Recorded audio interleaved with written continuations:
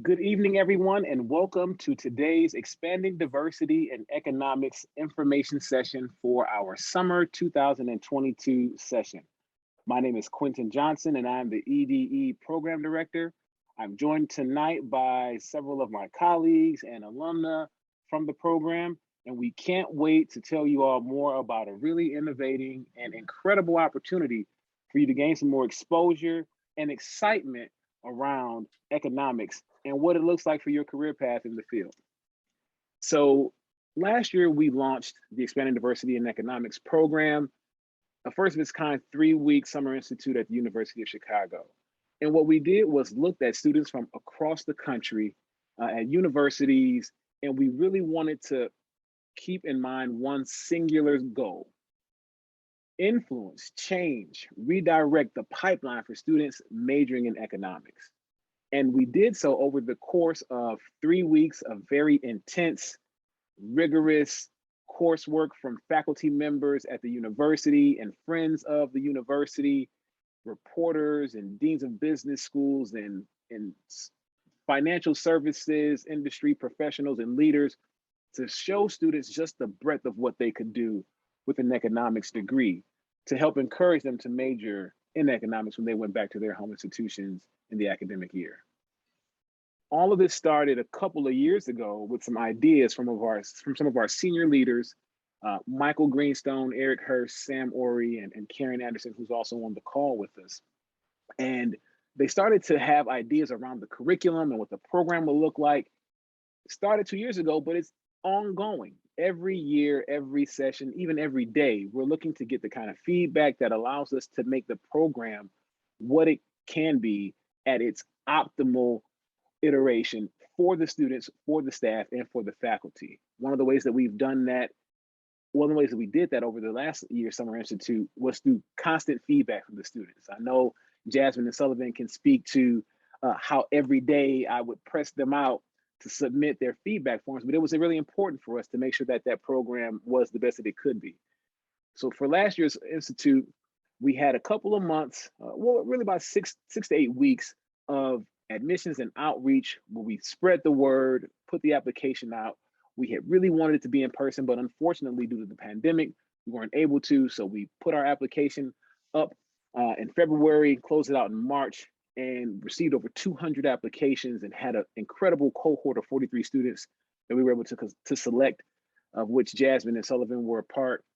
And their onboarding process started in the month of June because we wanted to get students acclimated to each other. We wanted them to know a little bit about each other so that the first day of class, it wasn't, who are you, trying to make those connections in a very fast paced and very long day.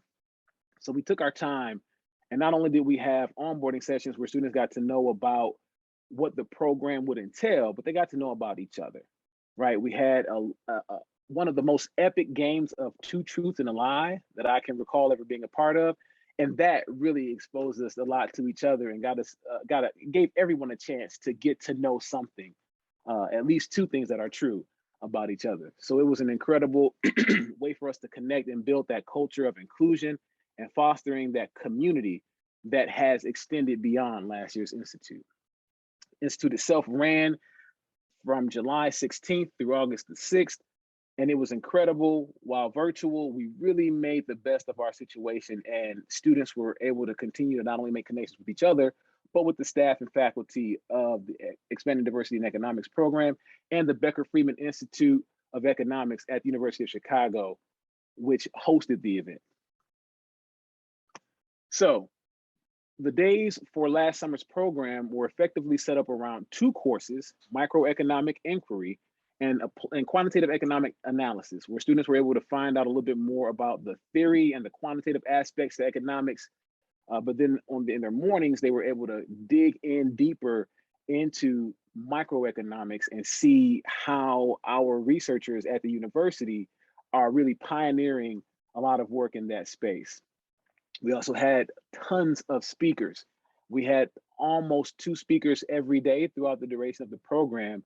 And I mean, you'll see the list of folks on our next slide, but it really was a lot of showstoppers that were able to give the students what they needed to be able to take away and walk away knowing that they have a career in economics and they have folks who are cheering them on from the sidelines.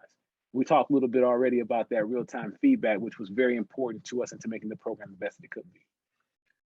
Here's a quick graphic to show you some of our areas of study from those two courses and from the guest speakers who were part of what we call using economics to answer big questions. So we're not going to spend too much time on this slide, but this just kind of gives you an idea of all the areas of study that we exposed our students to over the course of those 3 weeks. During those 3 weeks, they were exposed to 20 or so faculty at the University of Chicago, as well as friends of the university. And as I was telling you, there were Nobel laureates there, John Bates Clark medalists. The John Bates Clark Medal, for those who aren't familiar, is a very prestigious award in the field of economics, on par with many in the field of the Nobel laureate itself. And we have folks from the Council of Economic Advisors, past and present, coming out and talking to the students. And the Council of Economic Advisors, which some of you may be familiar with, is the president's crack team of economists that really help to guide the economic policy of the US. So this just shows you in a snapshot who some of the folks were that were intimately involved with teaching the students over the course of 3 weeks. John List, some of you may be familiar with him. He is a co-author of a really popular microeconomics textbook, and he opened up the first week of courses and did an outstanding job. Jasmine and Sullivan know him as Dr. J. It was really an opportunity for them to connect with someone who has a very wide and very deep connection to the economics field. He's also this summer hosting one of our EDE alumni as an RA. And we'll talk a little bit about the RA program later on, but this just kind of shows what he felt about the program and how dedicated he was to seeing that it was a success. Professor Adukia, one of the most highly regarded presentations during the summer, she came out and spoke on representation in children's books by color and the effects that that could have on young children. Incredible work. It pulled in machine learning, it pulled in algorithms, and it pulled in economics and education all into one space. It was a very dynamic presentation. The students were able to connect with it and really take something away from it. She's also hosting one of our RAs this summer, so we can't wait to have her continue to be involved with EDE this summer and throughout the rest of our duration. And Michael Greenstone came out and talked to our students about climate economics and really got a chance to see just how sharp our young people were and the types of questions that they were asking, many of which on their own with a little bit of work can be valid research questions. So it was great to be able to have these heavyweights in the field of economics come out and see just how substantial their impact was, and to see just how bright and how determined our students were in the program to find out as much as they could over the course of the summer. Here are a few facts about the 2021 cohort. I want to dig in a little bit to number 4, because number 4, when you look at that number of 32 women, we were super proud of that number. And I mean, these 32 women came in from the gate, hit the ground running. Jasmine and Sullivan are just 2 of the 32. And I mean, they really showed up and showed out. It was incredible having them all in one room. And when you look at who's the most underrepresented in economics, it's women and it's Black women. And to be able to have so much of a critical mass of underrepresented folks in the program to be able to take this experience and to springboard them deeper into the field was something that brought me a lot of joy.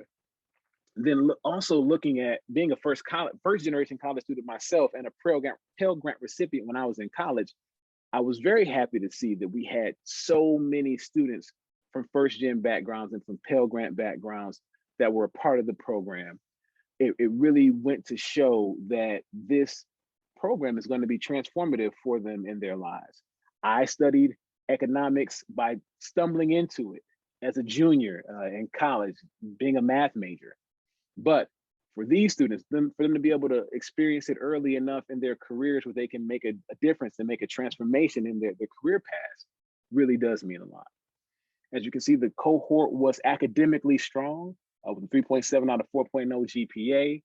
And as you can see, we really did hone in on students early enough in their academic careers where this program can make a discernible difference, freshmen and sophomores. But we did have juniors and one community college student who came out and were a very integral part of the Summer Institute.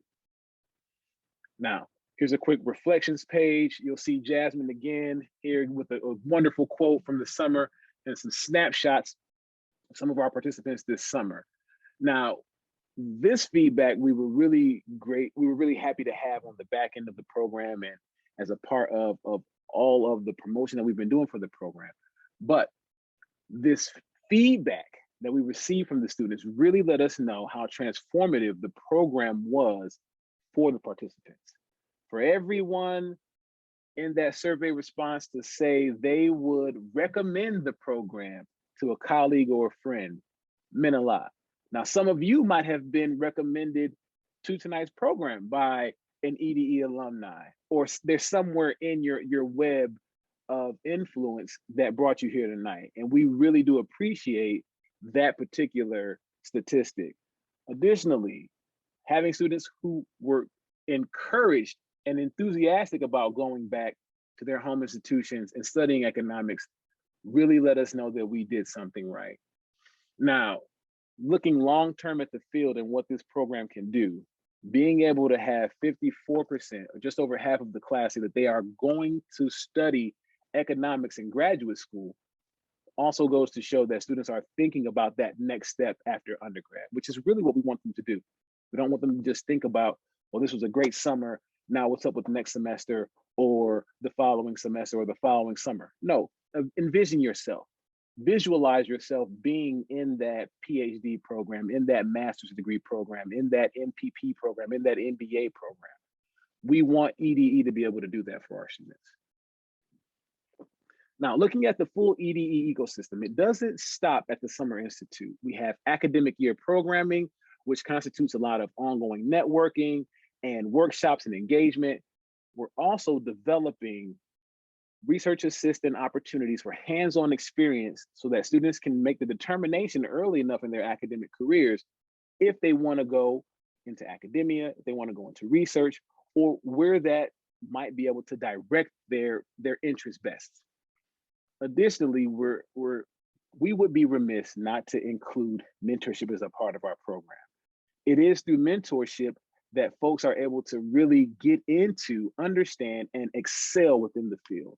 I know, speaking personally, had it not been for my economics department chair who taught my intro macroeconomics class when I was a junior, that took me under his wing, helped me to come up with a course list for the next 3 semesters so that I could graduate, but still have more classes than the minor and less than the major, really meant a lot to me. And had it not been for his mentorship, I wouldn't be where I am today. So understanding how important mentorship is, we want to extend those types of opportunities to the EDE alumni to help propel them in their academic and professional careers. Digging a little bit deeper into what the ongoing networking and engagement looks like, we'll talk more about the RA program in the next slide, but the academic year programming was great this year. We had resume workshops with some of my colleagues from the Federal Reserve Board. We had mock interviews with Northern Trust, one of our incredible partners who has really done a lot to make EDE what it is today. Their entire recruitment team for North America came and talked to EDE alumni in small groups doing mock interviews where they were able to talk one-on-one or two-on-one with these recruiting professionals. And it was a very low stakes, much more informal than you would usually meet these folks under the circumstances. And students were able to walk away knowing how best to prepare themselves for the interviews, which will really be that last piece to get you over the finish line into opportunities that'll excel your career. Also, there was a lot of networking that happened. So what we're looking at doing is developing networking across cohort.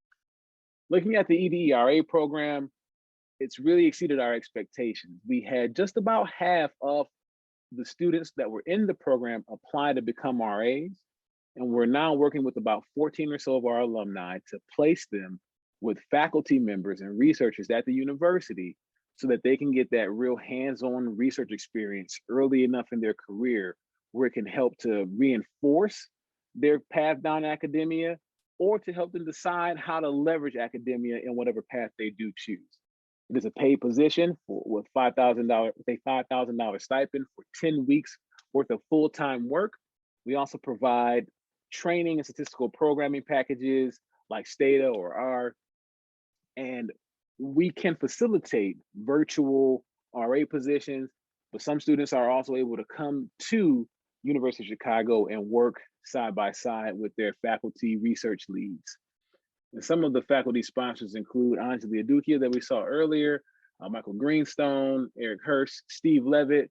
Steve Levitt spoke at last year's Summer Institute. He also is hosting an RA this summer. So the author of Freakonomics was super impressed with our students. And take a look at the video. If you don't believe me, he'll tell you himself. Now, looking at mentorship, again, building on the tenets of everyone is in this together, and a virtuous cycle of mentorship helps to lift folks as we all climb and progress within our careers and within the field of economics. Right now, we are continuing to develop our peer mentoring clusters and the alumni newsletters and reunion events that we'll be planning for the future to help facilitate those ongoing connections intergenerationally between cohorts. And as I said earlier, this is our second entree into having alumni come back and network with potential students and potential participants for next summer's program. We're also developing connections and engagement with business and economic leaders to be able to provide pipelines for internships, as well as exposure to career fields that folks might not have known about. I'll be the first to tell you about a career that I did not know was as lucrative as it is, which is university endowment managers make quite a deal of money. And I found out about that position when John Rogers, the co-CEO of Ariel Investments, came and talked to the students. It was something I had no idea about. And so there's also a lack of diversity in that field, and he's taking some huge steps to help expose students to careers like that. But these are the types of things that we're getting from the program, not only for the students, but even for our own enrichment. We're also looking at developing our one-on-one mentorship opportunities with those business and economic leaders. Now, on to this year's Summer Institute. The Summer Institute this year will run from June 6th to June 26th.